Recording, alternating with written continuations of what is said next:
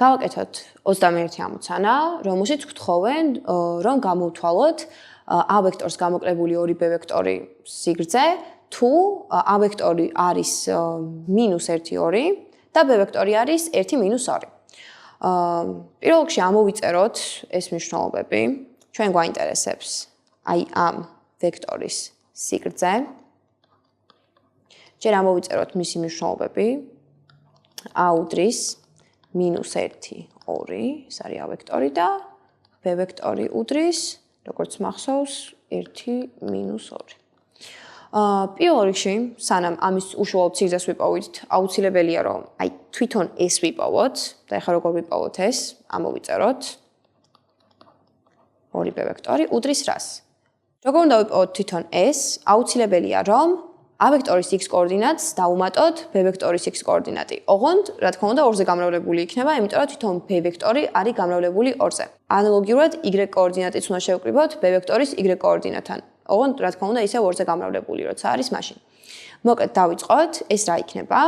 -1 -2-ჯერ 1, ეს იქნება ჩვენი x კოორდინატი და ჩვენი y კოორდინატი იქნება 2-ს -2-ჯერ -2. ეს არის y კოორდინატი ამ ვექტორის. და გამოვიდა საბოლოო ჯამში, რომ ეს არის -1 -1 არის, რომ -1 -2 არის -3 და 2 + 4 არის 6. მოკლედ, ეს ვექტორი გამოგვივიდა -3, 6. ახლა კი ვიპოვოთ მისი სიგრძე. სიგრძე რომ ვიპოვოთ, უნდა ამოვიყვანოთ კვადრატული ფესვი თვითონ x-ის კვადრატიდან და y-ის კვადრატიდან, ოღონდ მათი ჯამიდან. ესე იგი, უნდა დავწეროთ -3-ის კვადრატს დამატებული 6-ის კვადრატი და აქედან კვადრატული ფესვი. ანუ კვადრატული ფესვი 9-ს დამატებული 36-დან, რომელიც არის 45. შეგვიძლია 45 დავშალოთ როგორც 5-ჯერ 9. 9-დან ამოდის ფესვი 3 და ფესვის შიგნით გვჭება 5. ამიტომ სწორი პასუხი არის 3 ფესვი 5, რომელიც ჩვენთან არის A პასუხი. ახლა კი 22 ნომერი.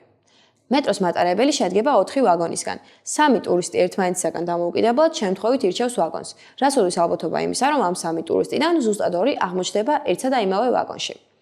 მოკლედ გვაინტერესებს ალბათობა. სულ არის 4 ვაგონი და არის 3 ტურისტი. ჯერ მოდით დავთვალოთ, თუ რამდენი ვარიანტი აქვს ამ 3 ტურისტს ამ ვაგონების ამორჩევაში. ეს იქნება რა? ეს იქნება უბრალოდ 4-ჯერ 4-ჯერ 4, იმიტომ რომ თითო ტურისტს აქვს 4 ვაგონი, რომ ამოერჩიოს მაქიდან. ეს იქნება 4-ის კუბი, ეს დავტოვოთ ასე. და რა თქმა უნდა, ეს წავა ჩვენი ალბათობის ნიშნულში, რადგან ეს არის ყველა ვარიანტი და ეხლა ჩვენ უნდა განვიხილოთ ის ვარიანტი, როდესაც მხოლოდ 2 ტურისტი მოხვდება აუცილებლად ერთსა და იმავე ვაგონში. ეხლა ის როგორ დავთვალოთ? პირველ ტურისტს ამორჩევის საშუალება ექნება რამდენი ვაგონიდან? 4 ვაგონიდან, ხო? იმიტომ რომ ჯერ არც ერთი ვაგონი არ არის ამორჩეული. ამიტომ 4 გამრავლებული. ახლა ვიზრუნოთ დანარჩენ 2 ტურისტზე, რომელიც აუცილებლად უნდა მოვახვედროთ ერთსა და იმავე ვაგონში. მოკლედ, მეორე ტურისტის ამორჩევის ვარიანტები იქნება ასეთი. C. ასე. იმიტომ რომ ეს ასახავს 3-დან რამდენი განსხვავებული წყვილი შეიძლება მოხდეს ერთად. ანუ მეორე ტურისტის ვარიანტი არის ეს. და ეხლა დავთვალოთ მესამე ტურისტის ვარიანტი, რომელიც იქნება ეს, რადგან დარჩენილი მესამე ტურისტი ირჩევს 3 ვაგონიდან მხოლოდ.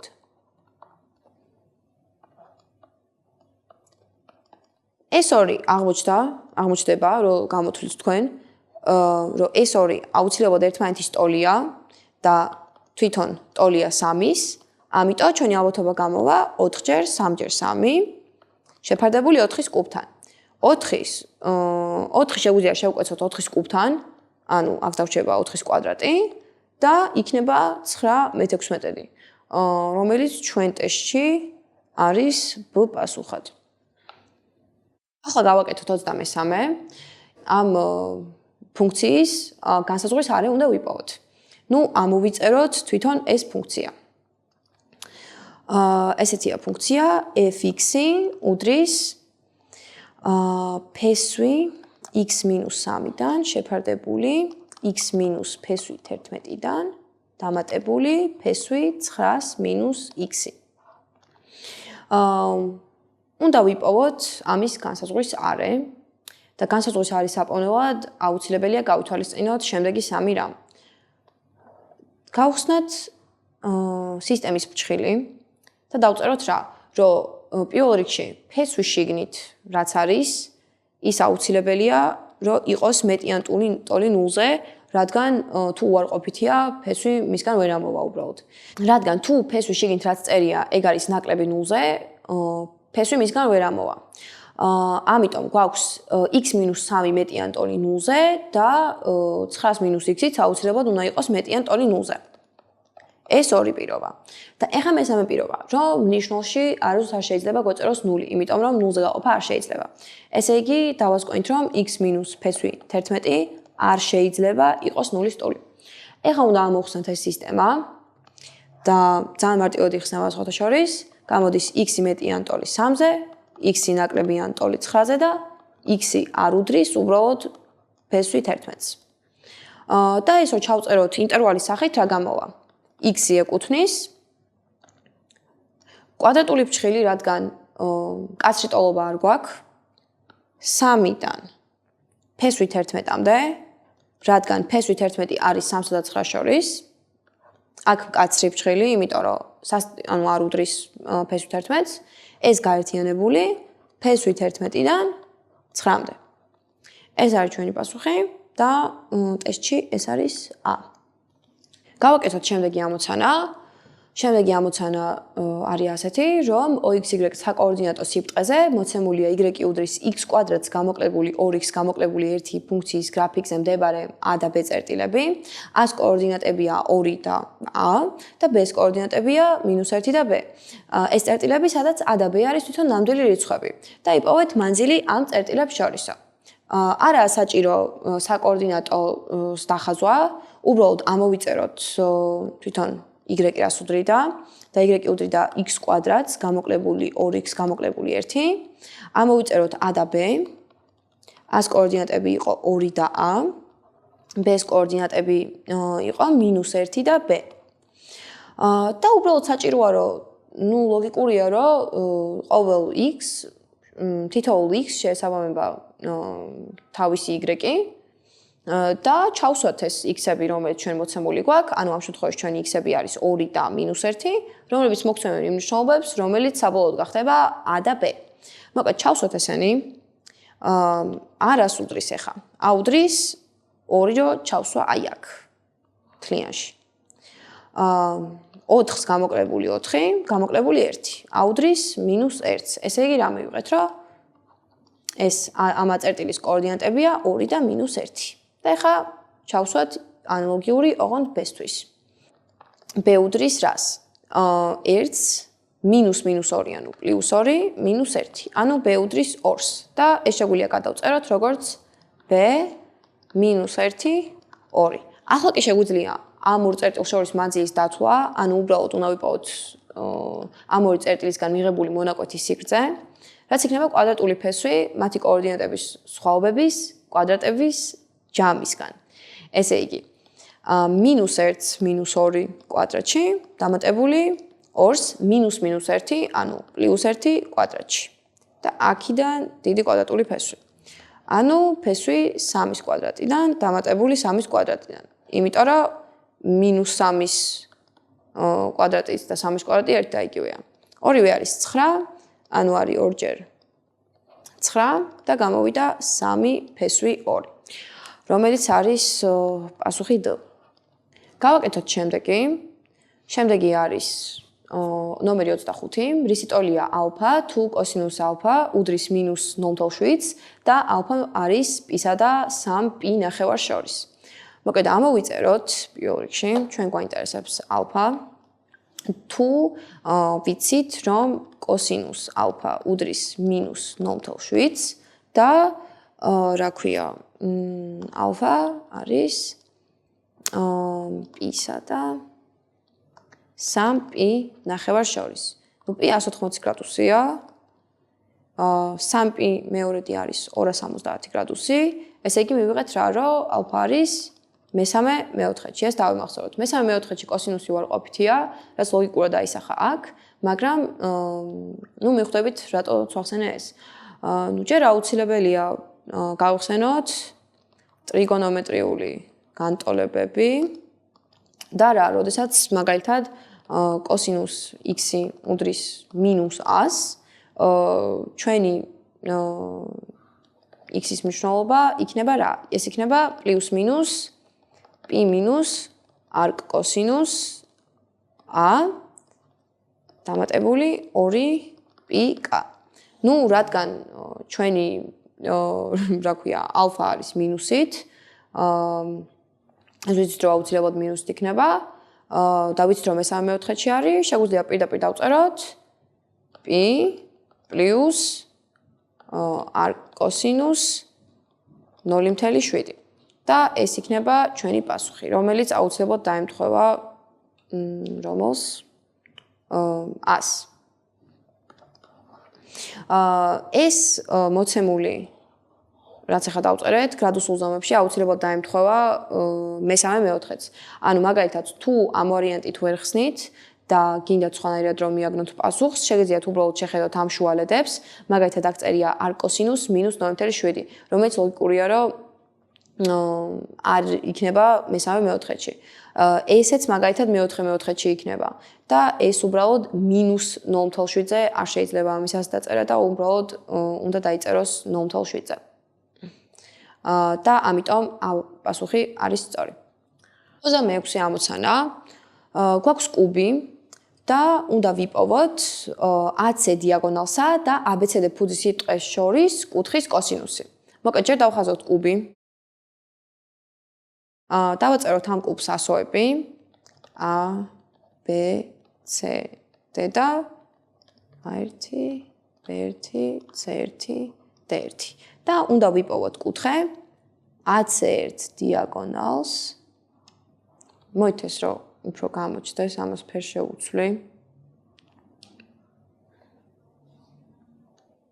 აი, AC1 დიაგონალსა და ამ სიბრტყეს შორის, ანუ აი ესე. უნდა ვიპოვოთ სინუსი. გვაინტერესებს სინუს ალფა. ესე იგი, უნდა ვიპოვოთ მოპირდაპირე შეფერდებული ჰიპოტენუზასთან. ვიცით რომ კუბია და კუბის ყველა გვერდი ტოლია, ამიტომ შეგვიძლია ამას დავარქვათ A. ანუ მოპირდაპირე უკვე ვიცით. და ეხლა უნდა ვიპოვოთ თვითონ კუბის დიაგონალი. კუბის დიაგონალისთვის არსებობს ფორმულა. კუბის დიაგონალი ამ შემთხვევაში AC1 უდრის A+3-ს პირდაპირ. ეს მარტივად შეგიძლიათ მიიღოთ პითაგორას თეორემით, რადგან ესენი ცხოტოლია, მე კვადრატის დიაგონალი არის A+2 და მე პითაგორას თეორემით გამოგივათ, რომ AC1, ანუ ჩვენ შემთხვევაში დიაგონალი არის A+3. ნუ შეგვიძლია ასე ჩავწეროთ და A-ებს შევკვეცავთ, დაგვრჩება 1 და 1 და 1 ფესვი 3-თან გამოგვივა და ეს არის ჩვენთან პასუხი D. გავაკეთოთ შემდეგი ამოცანა, ნომერი 27. OXY საკოორდინატო სისტემაში Y უდრის X განტოლებით მოცემული ფუნქციის გრაფიკი ორდინატთა სათავის მიმართ მოაბრუნეს 15 გრადუსით საათის ისრის მოძრაობის საწინააღმდეგო მიმართულებით და ქვემოთ ჩამოთვლილი ფუნქციებიდან რომლის გრაფიკს წარმოადგენს მიღებული წრფეო. ერთი შეხედვით რთული, მაგრამ საერთოდ არა. დავხაზოთ ჯერ საკოორდინატო. დავაწეროთ X-ი, Y-ი 0 და გავავლოთ Y უდრის X წრფე. უნდა ვიცოდეთ, რომ კუთხე, როდესაც y უდრის x გვაქვს, არის 45 გრადუსი და ვიცით რა, რომ მოაბრუნეს 15 გრადუსით. 15 გრადუსით მოbrუნება, ოღონდ რა თქმა უნდა, საწინააღმდეგოთი. აი ესე აისახება დიდი ალბათობით. ნუ ცოტა ბევრი მომივიდა, მაგრამ არ აუშავს. ეს არის 15 გრადუსი. და ნუ ჯამში მივიღეთ, რომ არის 60 გრადუსი, ხო? და გვაინტერესებს რისი წრფეა. ზოგადად გრადუს კ-კოეფიციენტს საიდან ვიღებთ? კ-კოეფიციენტს ვიღებთ თვითონ ამ გრადუსის ტანგენსიდან. ანუ უბრალოდ ასათველი გვაქვს ტანგენსი რამდენ გრადუსზე? 45 პლუს 15 გრადუსზე. ანუ ტანგენსი 60 გრადუსზე და ტანგენსი 60 გრადუსზე არის ფესვი 3. ამიტომ ჩვენი წრფე გამოვა y უდრის ფესვ 3x.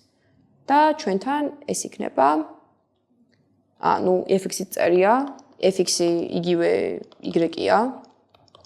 ფესვი 3x და ჩვენთან არის ეს პასუხი g. გავაკეთოთ შემდეგი ამოცანა, ამოცანა ნომერი 28. მე ვენახეს ვაზის გასაშენებლად დაჭირდებოდა x დღე, თუ ყოველდღიურად გარკვეული რაოდენობის ერთი და იმავე მოცულობის სამუშაოს შეასრულებდა. ანუ ყოველდღე ზუსტად ერთი და იგივე რაოდენობის სამუშაოს აკეთებს. მთელი სამუშაოს 1/4 ნაწილის შესრულების შემდეგ მე ვენახე დაგეგმილზე ორჯერ მეტი მოცულობის სამუშაოს ასრულებდა. ამიტომ ვაზის გასაშენებლად მთლიანად დახარჯა 15 დღე და იპოვეთ x-იო. მოკლედ, თუ რაღაც 1/4 ნაწილის შესრულების შემდეგ მე ვენახე ყოველდღიურად დაგეგმილზე ორჯერ მეტი მოცულობის სამუშაოს ასრულებდა, ეს იმას ნიშნავს, რომ 1/4 გააკეთა და დარჩენილი 3/4 გაორმაგებულად, ანუ ორჯერ უფრო მძლავრად მუშაობდა და მაგიტო დახარჯა 15 დღე. ანუ თავდაპირველად რო გაეგრძელებინა მუშაობა, 15 დღით მეტი დაჭირდებოდა. გავითვალისწინოთ ეს ყველაფერი, რაც ახლა ვთქვი და ამოვიწეროთ საჭირო რაც არის. მოკლედ ვიცოდით, რომ x დღე იყო. ესე იგი რა, რომ დღეში რამდენს აკეთებდა? თუ x დღე ჭირდებოდა სულ გასაკეთებლად, ერთ დღეში აკეთებდა ერთ შეფარდებული x-თან. ვიცით, რომ შეასრულა რამდენი? შეასრულა 1 შეფარდებული 4-თან.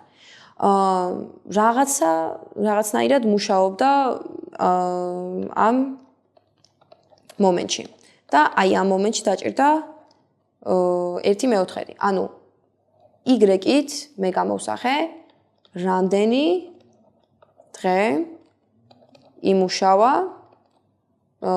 რომ შეესრულებინა 1/4. მოკლედ აქედან შეგვიძლია დავწეროთ რომ 4y უდრის x და y უდრის x/4-ს. ესე იგი x/4-ს მუშაობდა x/4 დღე მუშაობდა იმისთვის რომ შეესრულებინა სამუშაოს 1/4. კარგით. ახლა რას აკეთებს? ერთ დღეში ამდენს აღარ მუშაობს გაორმაგებულს, ხო? ანუ 2 შეფარდებული x-თან. და დარჩენილი 3/4, ანუ ეს 1/4 ხო გააკეთა და 3/4 ხო დარჩა გასაკეთებელი. დარჩენილ 3/4-ს რამდენ დღეს მოანდომებს? ეგ არის კითხვა. დავწეროთ, მაგალითად აღნიშნოთ z-ით ეს. და ამოვხსნათ პროპორციით. ესე იგი, რა გამოვა? რომ 2 შეფარდებული x-თან გამრავლებული z-ზე უდრის 1 გამრავლებული 3/4-ზე. ანუ 2 შეფარდებული x-თან გამრავლებული z-ზე უდრის 3/4-ს. ნუ აქედან z რას უდრის? აქედან z უდრის 3/4 გამრავლებული x/2-ზე, ხო? ანუ 3/4 რო გავყო ამ წილადზე, ამოტრიალდება და მაგიტომ ექნება 4/2. კი არა, მაგიტომ ექნება x/2. ანუ რა გამომივიდა z? z გამომივა 3x მერვედის ტოლი. და რა, ანუ რამდენი დღე დაჭირდა, ვიცით ხო? დაჭირდა 15 დღე. ანუ 1/4-ის გასაკეთებლად დაჭირდა y, რომელიც x-ით მაქვს გამოსახული. 3/4-ის გასაკეთებლად დაჭირდა z, რომელიც ასევე x-ით მაქვს გამოსახული და შევკრიბოთ და გავუტოვოთ 15-ს, რადგან პირობა მაძლევს ამის საშუალებას. ანუ y-ს დამატებული z უდრის 15-ს, x შეფარდებული 4-ან დამატებული 3x მერვედი უდრის 15-ს.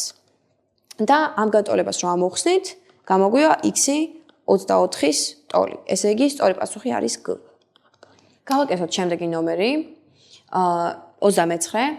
ქვემოთ ჩამოთვლილი ინტერვალებიდან რომელს ეკუთვნის ლოგარითმი 3-ის ფუძით 25-ს გამოკლებული ლოგარითმი 9-ის ფუძით 16-ს. ამ გამოსახულების მნიშვნელობაა. წინასწარ ვერაფერს ვერ ვილაპარაკებთ, უბრალოდ უნდა გამოვთვალოთ. ლოგარითმი 3-ის ფუძით 25 გამოკლებული ლოგარითმი 9-ის ფუძით 16. ეს რას უდრის? მოკლედ, პირველი გადმოვიწეროთ პირდაპირ. და მინდა რომ აი რაღაცნაირად საერთო ფუძეზე დავიყვანო, რომ აი ეს მინუსიც გავაკრო, ხო? მაგრამ როგორ გავაკეთოთ ეს? დავწეროთ ეს ასე.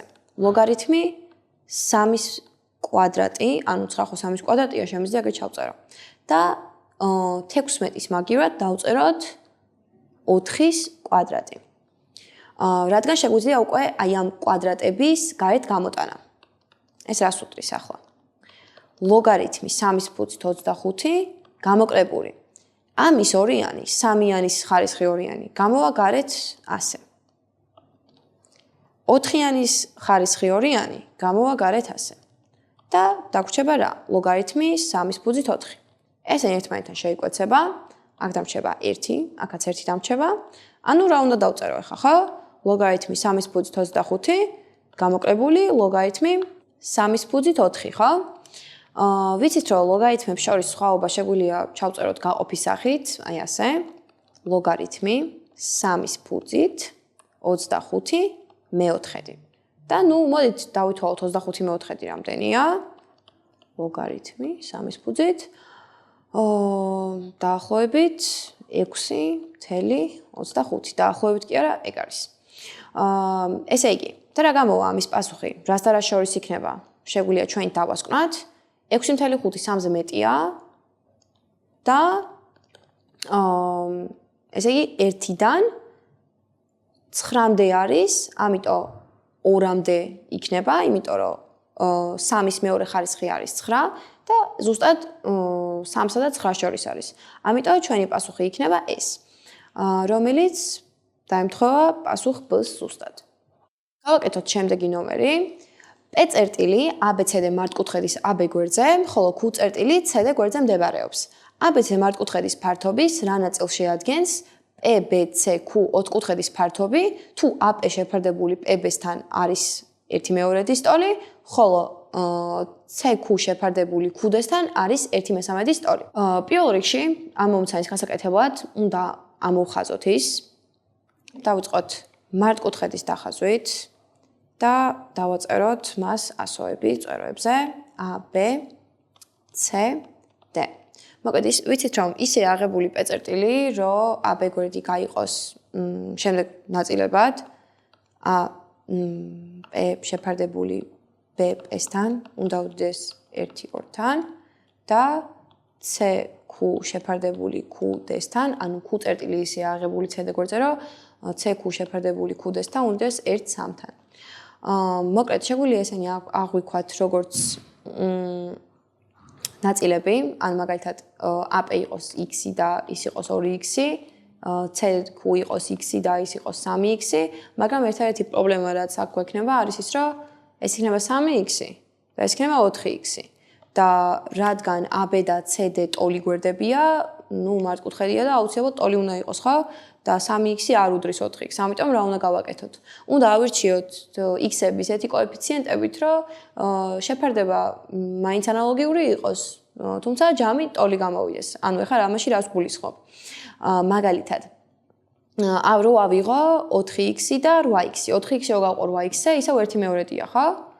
და რო ავიღო მაგალითად 3x-ი და 9x-ი, ხო? 3x და 9x-ი ისევ 1/3-ია. და ჯამში ესეც 12x-ი გამოდის და ისიც 12x-ი გამოდის. უკვე შეგვიძლია დავხაზოთ ნახაზიც, უბრალოდ ნახაზს დავაწეროთ P და Q. აქ დავწერ P-ს, აქ დავწერ Q-ს. გავავალოთ შემაერთებელი ხაზი, რომ მივიღოთ ეს PBCQ მართკუთხედი. დავაწეროთ, რომ ეს არის 4x, ეს არის 8x, ეს არის 3x და ეს არის 9x. და ახლა ვიპოვოთ პირველი და მეორე ფიგურების ფართობები, დავნომრე ეს პირველი და მეორე ფიგურა. მოკლედ პირველის ფართობი რა იქნება? ანუ არ დაგვაუწყეს, რომ ეს თავის მხრივ არის მართკუთხას ტრაპეცია და ტრაპეციის ფართობს როგორ ვითვლი? ფუძეებს შევკრიბავ, გავყოფ ორზე და გავამრავლებ სიმაღლეზე. ესე იგი 3x + 8x შეფარდებული ორთან გამრავლებული BC-ზე და ეს მეორე უდრის 4x დამატებული 9x შეფარდებული ორთან გამრავლებული BC-ზე. ეს არის 11x შეფარდებული ორთან გამრავლებული BC-ზე და ეს არის 13x შეფარდებული ორთან გამრავლებული BC-ზე. ახლა რო გავიგო ამათ შეფარდება, ანუ აი ამ მართკუთხედის შეფარდება მთლიანთან, დავწერო ესეთი წილადი.